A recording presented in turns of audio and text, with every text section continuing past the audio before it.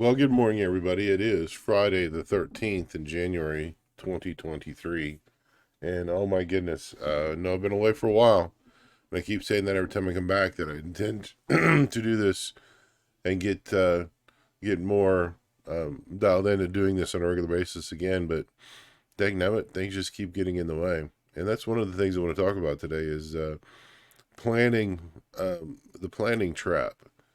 And be careful to not fall into the planning trap. I'm not saying that planning isn't good. I'm not saying that you don't have to plan. You do have to plan, but if you've got 5 days to take a trip and you spend 4.5 days planning it, you're probably not going to take the trip. Um, and so we need to be careful not to spend all of our time and all of our resources just in the planning and not in the doing. And that kind of happened last year. We had a lot of things going on, a lot of things that were going to the next step, the next transition in iteration and level of existence, whatever one you choose to say. And all of those transitions take time and careful planning, a lot of prayer, a lot of insight, a lot of counsel. But on a couple of the projects, we were spending so much time planning that we never took the transition, and we're still struggling with that this quarter one. And that's a shame because we should have been well on to the next phase, working out the kinks of doing the next phase rather than still talking about what we're going to do. Um, so unfortunately, that messes with momentum, and I've talked about how momentum is your best friend and one of your worst enemies in business and health and relationships. Keeping that momentum going is a lot easier than starting up from stopped. The energy required to start moving an object is tremendous. We could talk about dragsters. We could talk about spaceships. We could talk about all of those things where 80 to 90% of the energy that they have to lift off or get started is spent in that first few moments of breaking inertia, breaking that energy at staying still. And so momentum is one of your best friends. And when you pull over this train and you stop and you're going uphill and you pull over to see and talk about things and not continue doing, but just talk, getting that train going again uphill is just absolutely a monumental task.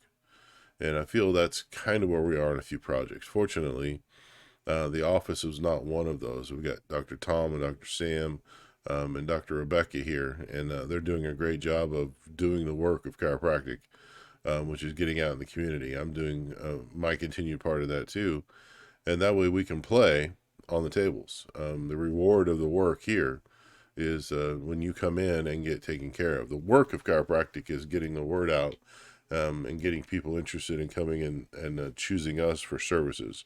That's the work, and it's hard work.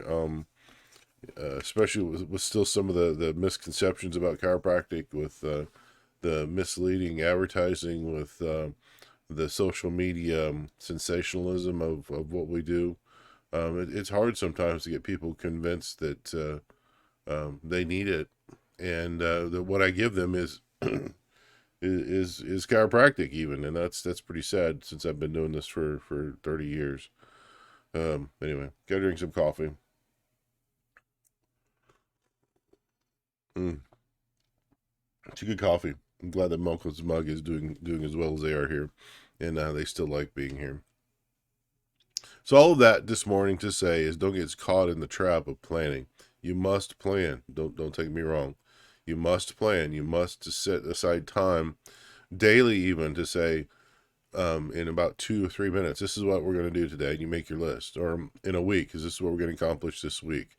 It's not spending 6 of the 7 days planning for the seven. It's spending a few moments saying, okay, the master plan is this, and this is this week's plan.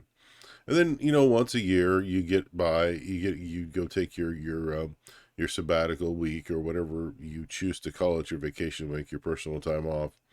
And then that's when you say, okay, I'm going to spend out of this week, I'm going to spend a day or two setting the master plan.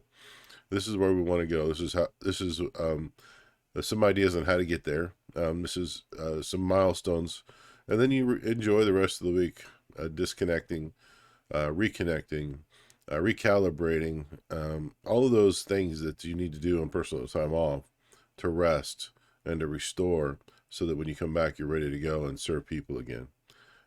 So that's what I have to say about that. I could ramble on for some more, and those of you who know me are like, oh God, he's going to start rambling again. Well, I'm not going to today. So happy Friday the 13th. I have a lot to say about the 13th, the number 13 as well. People think it's a bad thing, and it's not, but whatever. Have a good one. Hopefully talk much sooner than it was last time. Take care. Bye-bye.